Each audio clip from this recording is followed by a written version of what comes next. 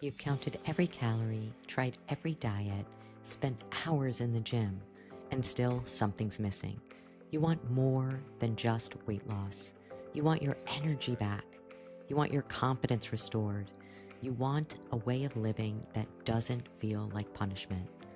Welcome to Master Your Metabolism, where we cut through the noise, ditch the fads, and give you a real plan to become the healthiest, strongest version of you. Hosted by our team of expert coaches with proven strategies, science-based tips, and real-life encouragement, not just to help you lose fat, but actually create that lifestyle that you love. You've tried everything. Now, let's try what actually works. This is your turning point. Let's go. Hey there, everybody. Welcome to Master Your Metabolism. Thank you so much for joining us. I have here today, of course, Calvin and David, Megan, and Amanda. And today we thought we would share a little bit about what coaching is and what to expect with coaching. You know, you have a lot of people that come in that have either never been with a coach or been with different types of coaches, and really understanding from both a coach's perspective and a client's perspective what to expect when you are starting to do something like that with changing and having goals and moving towards those goals. So I'm going to go ahead and open up the floor here with any of you that would like to kind of get input or maybe your perspective or something that you see with your clients. I'm pretty sure we're all going to have something to say about this one. All right, we can go in alphabetical order. Go ahead, Amanda. So I think the first thing before I say like what to expect, I think the first thing that makes us super unique is that each of us are coaches and clients. So I have my clients, I do my thing with my clients. I also have a check-in day with Calvin where we talk about my food and adjust my macros. So the things that we ask people to do are things that we ourselves are also doing. And I think that's really unique. And I think it's something that makes us really special. And, when Brooke brought up this topic of what to expect with coaching, I was thinking about it, through the mindset lens, because that's kind of how I approach most things. And I think the number one thing you should expect is that you're going to be uncomfortable. You are going to be asked to do things that you have never done before. You are going to be asked to do things that make you feel anxious and uncomfortable. And you're even going to be asked to do things that don't make a lot of sense to you. And the last one is the one that I come up with a lot with my clients is they don't understand necessarily why we're trying to lose weight, but they're getting a carb refeed. Well, let me explain that to you. That's the coaching piece. Is I'm not just going to arbitrarily give you things to do to help you lose weight. I want to educate you, because the thing Brooke and I always talk about is I love my clients. I would love to have them for the rest of my life. However, my goal is not for you to need me. My goal is for you to be able to take the tools that I gave you and utilize them on your own in the real world to be successful. So I think just expecting you're going to be uncomfortable. When you are uncomfortable, raise your hand and say, I'm having a hard time with this. And we can talk about it. We can work through it. But over the years, Calvin has made me do so many things that at first I was really questioning, especially in the beginning when I was barely eating any food. And Calvin was like, oh, you need to start eating potatoes. You need to start eating some pasta. And I was like, I can't do that. How do I do that? But that was where we then had that engagement where Calvin explained to me how it works. And I was able to lean on him in that process. And now I'm able to do those things without needing to lean on him in the same way. So I think being uncomfortable and just getting used to the fact that things might not make sense all the time, but it's coming from a place of education and knowledge and scientific data, and just to trust that we are going to, give you those tools so that you're going to be able to do them on your own. Yeah, for I sure. think that's great, and that's where having, like, a learner's mindset Yep. comes in, because we don't know everything when we're being coached, right? And we want you to ask questions because, again, we want you to understand so you can go do it on your own. But just knowing, like, saying, like, "Look, I don't know this," and that's okay, 'cause, when we're adults, we kinda wanna think we know everything, right? But This is foreign territory for so many people, and you have to be open to learning and also how you learn, because we all learn differently. So what works best for me might not be the way Amanda, learns and comprehends something. So being able to be flexible as well. And definitely being flexible for sure, because, we're all coaches. So we all have the information as well. But when it comes to looking at ourselves and coaching ourselves, it's challenging. It's, having to look at, like, I know David in the very beginning. David knows. David's been with us for years. David has all the, but when you look at yourself sometimes, it's a little skewed. It's a little, I'm not really seeing what you're seeing. So sometimes having that coach as that kind of third eye types of perspective to be able to see things and give you information and to be able to guide you in a way that you wouldn't have done yourself. It's that Yeah, emotional I think bias. with any coaching also, there needs to be an open and honest dialogue between the coach and the client. For sure. And if a client is not necessarily forthcoming with all the information or saying that they're following a plan when they're not really following a plan, the data is going to tell us that. So there's no way around that other than just be honest. A lot of people, they want to please the coach. And so they're saying, yeah, I'm doing it. I'm doing it. And when in fact they're not. And they also feel like they're going to let the coach down if, well, I had a donut or whatever it is. The only way you're going to let the coach down is if you're not honest. We can only do what we can do if there's an open and honest conversation with the client, because our changes, the data that we're seeing is going to have us make decisions on your future and where we're taking you. And if you're not honest about it, the decisions that we make might not be the right decision. So it's interesting. People are just scared, I think, to let the coach down. And so they will fib a little. One of the other things is clients should question things. I know a lot of my friends who have other coaches or have left other coaches. They left other coaches because they weren't allowed to question the plan. And even in the contract with the coach, it says you do what the coach says, you don't ask any questions, you follow it. And that to me it's just a mystery to me. You don't have a right to question the coach with what's going on with your body. To me, it's a bizarre concept to me. Yeah. I like people to ask questions. I like people to be engaged because they're asking questions. They're engaged in their health. They're engaged in the process. And I know, unfortunately, I know too many people that were with coaches where you just followed the doctrine, but it was also a one size fits all kind of thing. And so, it's got to be an open and honest relationship. Get back to the open and honest relationship. Ask questions. Question the coach. Say, I don't understand this. Help me explain. Help me understand this. Megan was talking about that earlier. It's okay to question things. We don't always have the right answers or all the answers. But if something is bothering a client, we got to know, because it's going to boil over somewhere. And so just ask the questions.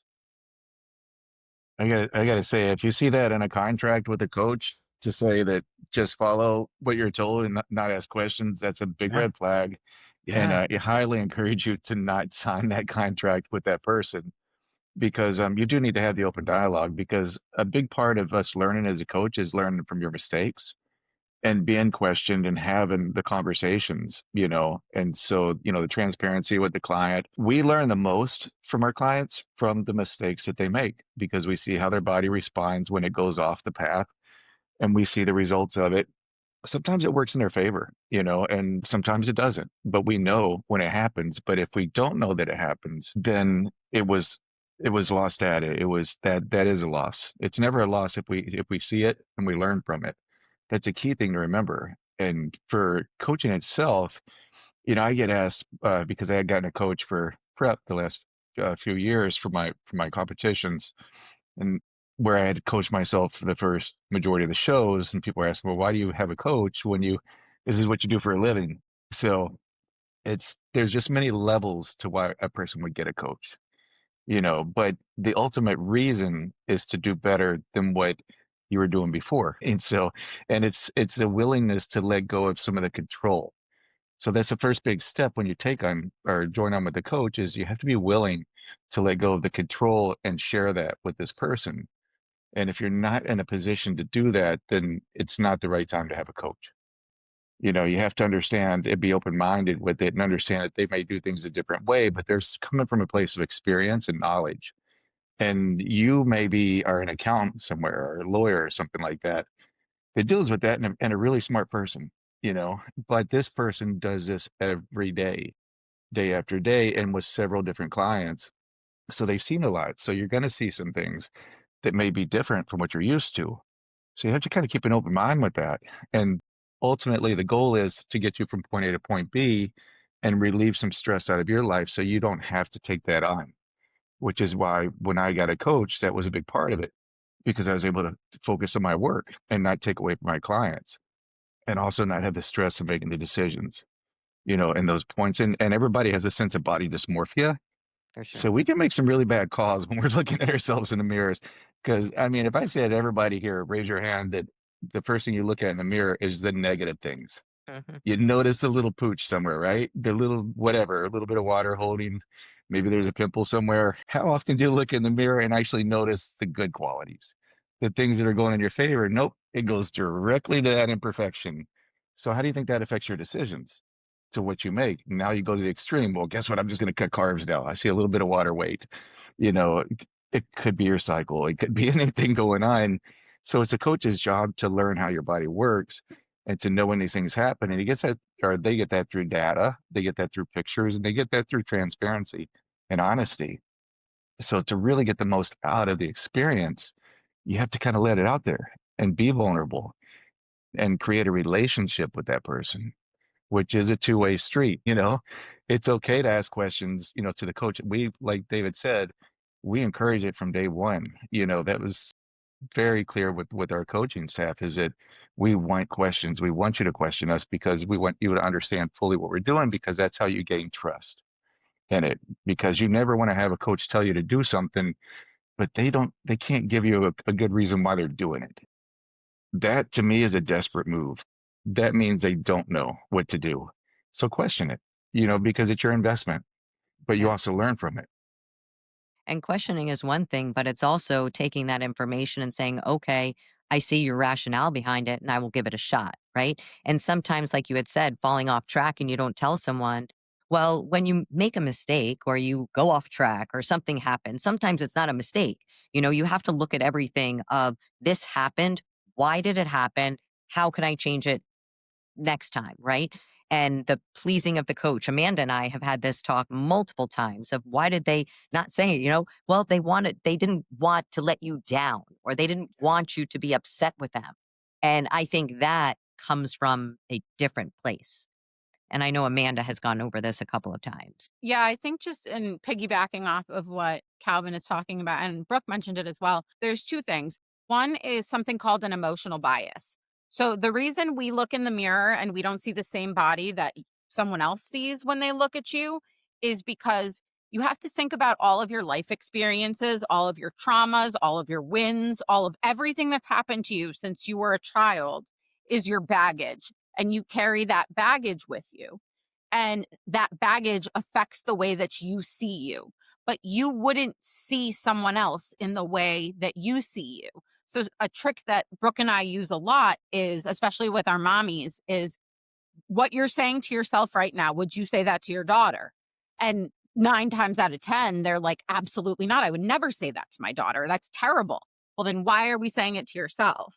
It's because we have that emotional bias. So that trauma response is coming out. And then I think something that Brooke mentioned is we should always be questioning. Questioning is great. I love when my clients want to understand why we're making the decisions that we make.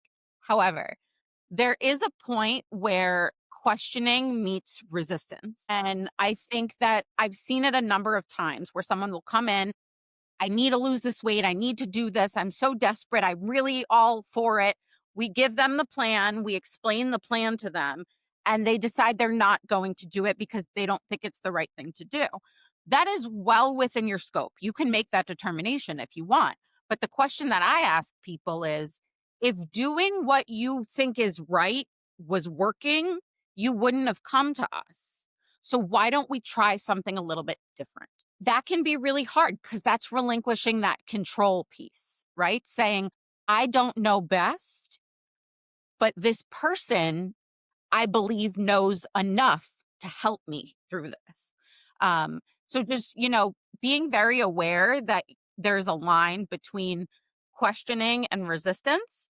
Because, if you really want to do the plan, but you don't follow it at all, and then you're upset because you're not losing weight, Getting results. well, but you didn't even try it. And that brings us full circle back to where I started, which is you're going to have to do things that make you uncomfortable if you want to do something different. Change is always uncomfortable. So what about realistic expectations for a client coming in? What's your thoughts on that one? I think that the expectation is the client needs to put the work in. They're only going to get out of it what they put into it. So if they're putting 50% of the work into it, they're only going to get 50% of the results. That's the same whether it's coaching or it's life, Your job. or your job, your family, whatever it is. You're only going to get back what you put in. So if you're coming and you're willing to put in the work and you're willing to give 90, you're going to get results faster than if you're putting in 40 to 50%. And I've seen it with some of my clients who come in and they're like, I'm going to go gangbusters. I'm going to do it. I'm going to do it. And you look at their changes and you're like, something doesn't compute. Again, it comes back to the honesty thing too. If they're saying that they're doing it, but they're only half doing it, then you see it in their results and in the data. So, what to expect is you're going to have to put work in. It's not just a magic pill that you take. It's not like somebody's going to work out for you. Somebody's going to go for a 3-mile walk for you. Somebody's going to cook the food for you. You got to do it for you. And so you got to come into this with the right, with the right mindset that, yeah, I'm coming because I want to make this change. I can't do it by myself. I need help and I'm willing to put the work in. Yeah. I think what happens a lot of times is people see transformations on social media. There it is. They see some big ones, the big boot camp style starvation kind of things, and person losing 30 pounds in a month, this and that. And so they expected, okay, well, there's just a formula to that, and we're going to do that, and every life's going to be good. They don't see the repercussions. They don't see the person a year later from that. They Correct. don't see the whole story. So it's important for the clients to understand when they come in that we're professionals and that our goal is not to have 30 pounds drop off in a month so you can gain it back, but to get the weight off, get you to the body that you tell us specifically that you want to have. And we give you the ingredients to Tools. get to that point, the tools to get to that point. And we guide that through your biofeedback and your body's responsiveness to what we prescribe to you per week. And so in this process, it's very important to understand when coming into it that everybody is coming in from a different place. Our bodies are different based on our lifestyle prior to the coaching. So it could be how long you've been dieting for, how many years have you been in a deficit, what does your hormone function look like? Is there an autoimmune, somewhere in there that maybe you don't even know about? There's so many different things that can be going on that you may not be aware of. And what we do is we look at the biofeedback, we see the things, and we start to see the red flags, and we put things together. So we figure things out that you're not going to be able to really find out on your own, or even, and to be honest, in most cases, going to doctors. They're not always going to see these things because they're not looking for these things. And that's not really their job. Their job is to fix you when you're broken, not to regulate your hormones and find autoimmunes and things like that. This is something that we do as part of coaching. And or if we see red flags, we may ask you to get labs or something so we can look deeper into it. But our job is to take your body and find out how to make it run optimal and get it to that point so that you have the health, so that you have the physique, so that you have the energy, the longevity, all the things that come with it. So when you are finished with us at some point and you understand the processes and know how to do it, you walk away a different person. So your investment payoff stays with you the rest of your life. So it's not just here, 30 pounds down, see you later, see you in a year when you gain 50 back. This is when we release people we don't expect to see them back. We want to know that they kept it off because they learned, they went through the processes, but we fix the root causes of the issues that cause their weight gain or whatever their issue was coming to us in the beginning. We find the root causes and we attack the root cause and build from that. So that's really important to understand that coming in is it's rework. It's construction in the body, it's reconstruction. And so these are the processes. I wanted to touch on something that both Amanda and Calvin talked about. We would like to have clients for the rest of their lives, but what to expect coming into this is we're going to give you the tools that you can then say, you know what? I'm good. I know how to do this for myself. You've taught me, and I'm okay leaving the nest, as it were. That's what to expect with us. That's the sign of a good coach, that they taught you the tools for how to do this for yourself when you weren't able to do it for yourself. And so that's what to expect when you come to a coach. Sorry, Yeah. go ahead, Amanda. No, go ahead. Calvin was just speaking about, something that brought a thought to my mind as far as there are no shortcuts when it comes to achieving a healthy lifestyle. You want a diet? Sustainable. You want a short-term diet? You want to drop 30 pounds in a month and starve yourself? You can do that. But it's A, not sustainable, and B, it requires actual behavioral change. People look at my before and afters and they're like, I want to do what you did. Well, what you don't see is that I lost 100 pounds and I've kept it off for 7 years, but I work on it every single day. It's in what I eat, it's what I do, eat, breathe, live it. And when you see those side by side pictures, they don't give a full example of how much work it actually took. And I think, are there things out there right now that are, kind of perceived as a shortcut? Those are tools. You can use tools, they're allowed. But if you don't actually resolve the problem, the tool is just going to work in the short term. In the long term, you're still stuck with the same problem.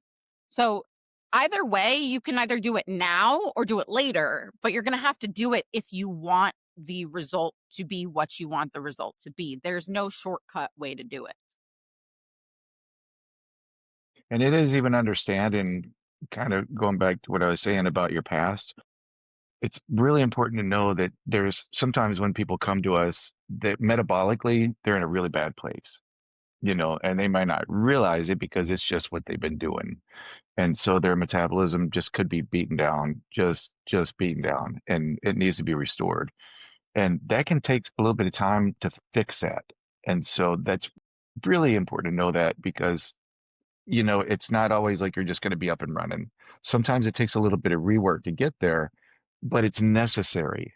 If you want to see the weight loss and want to see the body that you want to have, sometimes you have to understand that sometimes you have to go backwards a little bit before you go forwards.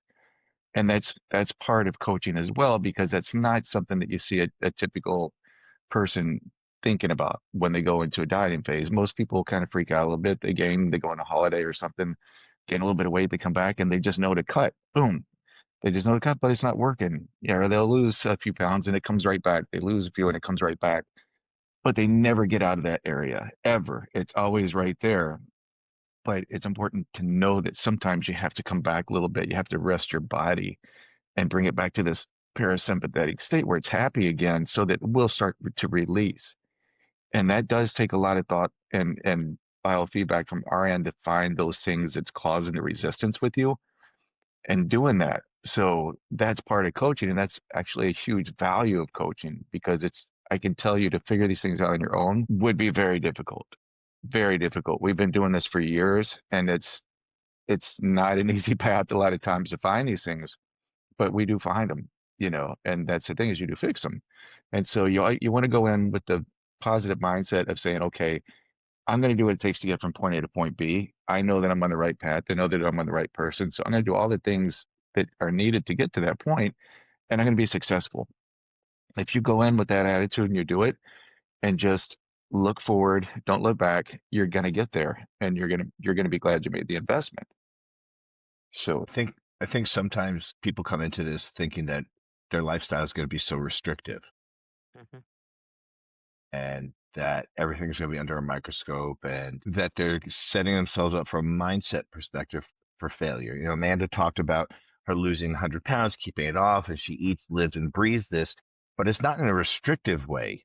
She eats, lives, and breathes this. This is part of her lifestyle. This is part of what she does. And so people need to know when they come into this, it's not to be restrictive. It's to teach you how to treat your body a little bit differently, teach you how to eat differently. You can go out for dinner. That's fine. You can have a drink. It's coming into it with a mindset that, oh my God, I feel like I'm gonna have handcuffs on. I'm not gonna be able to do this. It's gonna be so restrictive. And then it just feeds itself. The other thing that people need to come into this with is they're not going to see results immediately. And a lot of people unfortunately see on social media, they see before and after, and they're like, oh my God, I remember there was a fake coach who posted a picture of side by side of me saying 3 months. I remember that. And it was like 3 years. And I'm like, number one. Number two is you're not my coach. Number three is, so I would say people need to come into any coaching relationship, get referrals Yep. from clients. If somebody is selling you what feels like snake oil, it's snake oil. 3 month of 30-pound difference is probably a fake before and after. I hate to say it. It might not be fake, but it's probably not realistic. And so question that. Ask your coach or the potential coach, can I talk to some existing clients? Can I talk to Yep. some former clients just to see what their experience is like? For sure.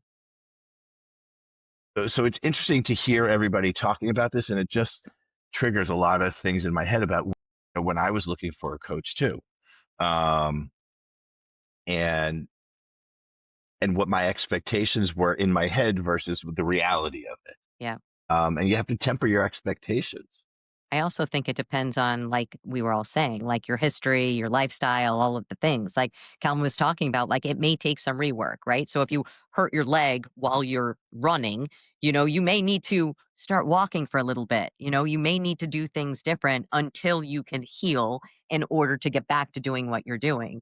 And like I know with Megan, for instance, Megan is someone, she is a mom of 3 boys, young boys, she works nights and takes care of everything. And to think of someone like that versus someone who is in their 20s that has never had kids, that has zero responsibilities, living at home, not having a job, like you guys can do things very different. So I think from Megan, from your perspective, also I know that you work with a lot of people who also have shift work and things like that, but learning and understanding what they're doing and how you might need to do things differently and have a different idea of what your plan is going to look like.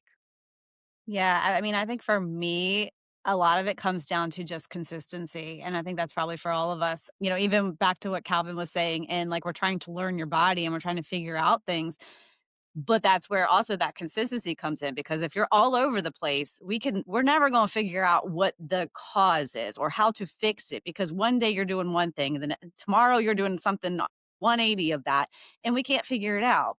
So that's where that just being consistent, showing up day after day, and consistency doesn't mean perfection, Correct. because there's not perfection. There's going to be days where it's going to be an off day, but it's just showing up the next day. Or, okay, I fell off for this meal, but the next meal, I'm getting right back on it. So just that consistency factor. Yeah, showing up, being open for feedback and critiques. So I think a lot of it is controlling our emotions as well, because I think a lot of times, especially as adults, sometimes we don't take feedback very well, or we get defensive, we get argumentative.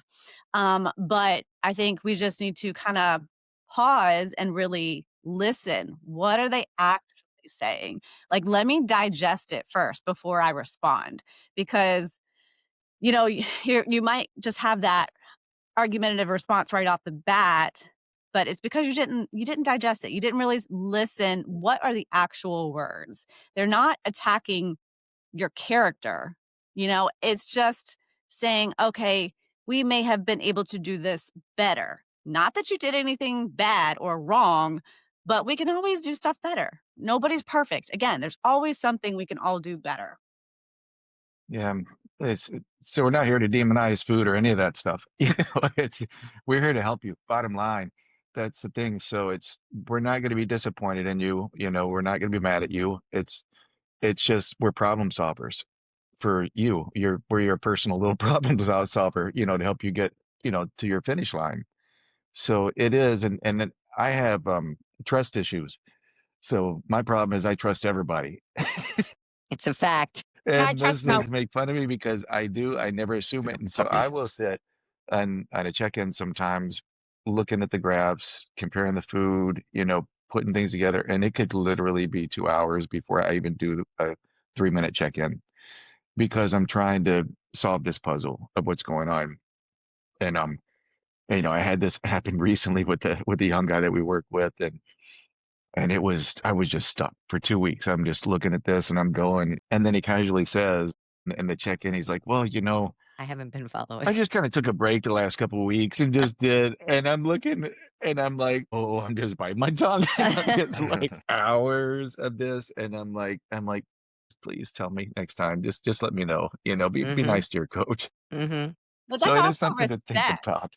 That's also respect too, because I mean, like, he's a paying Yeah. client, right? He's paying you to provide him a service, but you can't provide him the adequate service that you want to be able to provide him because he's not giving you the right All the information, you information. know? Yes, So he's it not is. respecting your relationship, your coaching relationship. What Yeah, I would it is. see with a client like that from a mindset perspective is you didn't not tell me because you were worried about me and how I felt about you as a client. You're projecting your own insecurity onto me. Your concern is that you didn't follow the plan and you feel bad about it because it's misaligned with your own values. So sometimes, we put stuff on other people because it's a lot easier than looking inward at ourselves. But had he said to Calvin, I didn't follow for 2 days, not 2 weeks. And I didn't follow for 2 days and I feel really bad about it. What Calvin could have said would be like, thank you for telling me, first of all, so he's not like trying to like chase his own tail. But what he could also say to him is, why did you feel like it was something you had to hide? That shows that there's an incongruency somewhere. Let's talk about that. Let's figure out why that's getting in your way. So that's kind of like what Calvin was talking about earlier, which is that sometimes we learn whether it's biofeedback or it's from behavioral feedback. Like sometimes we learn more about the Needs to be done. client by what they don't do than what they do. So, I mean, I'm always looking for those things. Why did you choose not to do this? What is the barrier? Where does that come from? Why is there a boundary there? It's all, our brains and our bodies are totally interconnected. And we underestimate that sometimes because Yeah, we think it's just how we behave, right? that's such a great point to bring out that, and why coaching is valuable as it is, because a lot of people don't realize that weight gain a lot of the time is not a calorie thing. It's a mental thing. It's just a mental block, and it's maybe in a sense self-sabotage, you know, and you could be doing things subconsciously to yourself that you don't realize, but it's actually a mental thing. It's a mental issue. Yeah, not a mental issue in a bad way, but I mean, but it is something that's more of a mental than physical, So that's very important for us to see these things because we can help you through this. This is why we have a mindset coach on the team, because we saw this issue before, so we're equipped to handle that now. And it is, I would say, a good percentage of people that have had weight gain. And one thing I've learned from Amanda herself, that people that have gained 100 pounds, 200 pounds, there's usually something a little bit deeper than calories themselves, that needs to be worked out, with them. And so this is one of those things that if it does not get addressed, this will always be an issue. No matter what diet you go on, no matter what plan you go on, no matter what coach you have, there's nothing that's going to beat that because it's still embedded inside of here and it's not getting fixed. So part of what we do is we try to recognize these things and address it. So it's much, much more than and deeper than what a lot of people think. Yeah, it's And just like the so, root of the issue.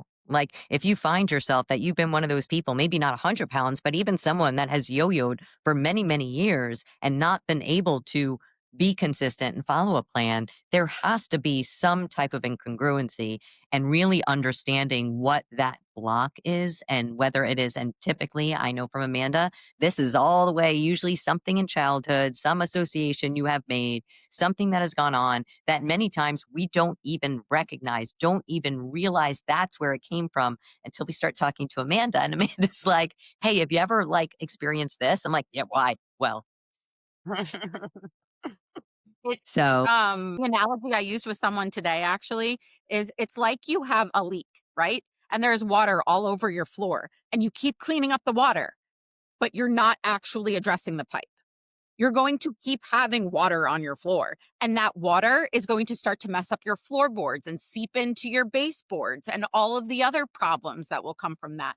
But if we just took our time and wrapped that pipe, we wouldn't have the problem, right? But the problem is people don't want to open the wall and see the pipe because it's scary. And that's what we're here for, is to help you through the scary stuff. for sure, for I think sure. what Yeah, people also need to remember with starting any coaching relationship is how your body responds in the beginning. A year Hmm. later, your body is going to be very different. So what worked a year ago is not necessarily going to work today or next year or the year after. Your hormones change, your body changes. I remember when I first started, I got bumped up to 2,800 calories right away. And I was like, what the hell are you doing? And I dropped weight. And then, 2,800 calories in the beginning was very different than eating 2,800 calories a year later. Macros are the same, or maybe a very slight variation, but your body responds so differently. So people need to understand that when you're coming into this relationship with your coach, your body is going to change. And so how you consume your macronutrients is going to change. And then the other thing is that Megan alluded to it. Be open to the feedback. Don't be argumentative necessarily. Take that in, because as somebody who leads with his emotion, me, taking that feedback was really hard for me. And I jumped to keyboard warrior mode. And it's so easy to become a keyboard warrior. I'm like, no, you're absolutely wrong. That's not I'm fine.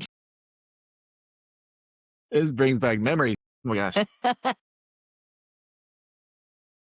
Can One or we the can we other. can we just have another Potato, podcast? potato. Can we do another podcast and just the arguments me and David have had over the years? the point is there are going to be disagreements. The coach is not doing things to make it bad for you. They're doing things for your benefit. And when you then look at it that way, and that was Megan's point earlier, when you look at it that way, you're like, oh, okay, maybe he's not a jerk, and maybe he actually is trying to help me. And I was being resistant to hearing what he was actually saying. But it's okay to have disagreements with your coach. It's not necessarily okay to get into we never did get into a full blown out. I broke it up. I Well, broke it up. You I guys think there so was mad one. at me. You guys so mad I at me think when there I had was to add one. that salt in. There was another one where Calvin said, "I think you need to put the phone down." Step away. Yeah, but the Take a point moment. is, yeah, the point is, you need to take a minute to understand what the feedback is. But it's okay to have a disagreement with somebody. It sounds very much like when I would say things to my kids and when they were Mhm. younger and they didn't understand what it was. And I'm not going to sit there and like spend the time like arguing with my toddler. But now, and Logan, this is the one that Logan doesn't choose to be on, but Logan, there are still times that I am having him do something. He may not agree with me and he will come back at me, but in the long term, he knows that I have his best interest in mind. And he may not want to do what I'm telling him to do, but he's going to do it because he knows that I'm always right. But, that's a whole nother. I have 4 words that just kinda keep coming to mind to, like, I don't know, it really just sum it up all in all, and it's like, listen, learn, apply, and repeat. Yep. Oh, I I like love that. that. I got to Look at write that down and put him, that in my wall in here. man. Boom. Drop the mic. Drop the mic. Wraps it Podcast up. over. Yes. And just know your coach is always right. Yeah. Because I said so. No. Yeah, because I said so. There we go. So, but I mean, that does really sum it up. It really does. And with coaching, you want to be super open-minded and optimistic, but be willing. Remember, it's a team thing. It's not, don't just leave it in our laps to fix you, but not put in the effort. You know, it's like, I will see, I've had a couple people in the past that are like, I feel like I should just be making better results. And so I have to walk them through and I have to show them their food graphs and say, okay, you were only about 30% of where your macros should have been this week. So you're really were about 300 calories off each day in different directions. So in life, how would that play out in anything else? So it may be better than what you're doing originally, which can bring a little bit of return. You're going to get percentage wise, you're going to get what you put into it. So it's really important to understand that you may be doing better and it might be better than you've ever done, but you're still only going to get the return of what you're putting in. So if you're giving us 50%, giving us 60%, you can't expect that you're going to see the magic with that. You may see some improvement. You may not at that because we may not be getting the material we need to learn how things are, how your body's working and that effort. So always think, when you question anything that you're doing, you have to look at it and say, what effort am I really putting into this? Should I be getting a return from this the way that I should? That stands true for anything. For me, when I go into prep, if I'm giving 80%, I'm not getting top 5 in that show. I know that, you know, I have to be all in, but it's like this, with coaching is just give your best, but understand before you question if something's working is how honest have you been? How accurate have you been? Have there been a little bit of eating in between food, in between meals, a little bit of nibbling that adds up to 300 calories in a day? Are you logging the drinks that you're having? If you're having anything outside of water, are you logging those drinks, those sodas, those things? Juice.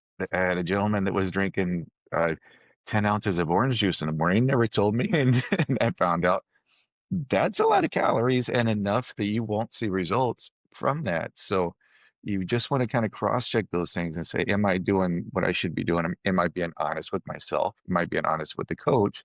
And then you say, hey, should we be making better results? That's the time to kind of do that. So you have to be honest with yourself in doing it and then expect that you're going to get back what you put in. Now, if you're doing that and you're doing all the things and you're not getting the results and things are going backwards, that's when you question the coach and you say, okay, let's walk through this and why are we not making progress? But you have to kind of check those things because it's only right and it's fair to the coach as well, whether it's with us or any other coach. We can only control so much. Likely your coach has probably said something to you already if you haven't been making progress. Most likely, but in the case, again, we're problem solvers, but if we don't have the whole equation, how are you going to solve that problem? You're just not, Algebra. It's math. So that's very important to know that, when you're in it and anything, that requires a process, are you being true to yourself with it? Awesome. Awesome. Does anybody else want to add a little something else before we wrap this up with a bow? Awesome. Well, thank you, everybody. I think that was a lot of really great information. Megan, I think you win the award today for that little wrap up at the bottom. So we appreciate you all for listening to our episode. And if you enjoyed this episode, we would love if you would share a review and share this with a friend.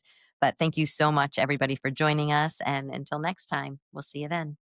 Right. Bye-bye.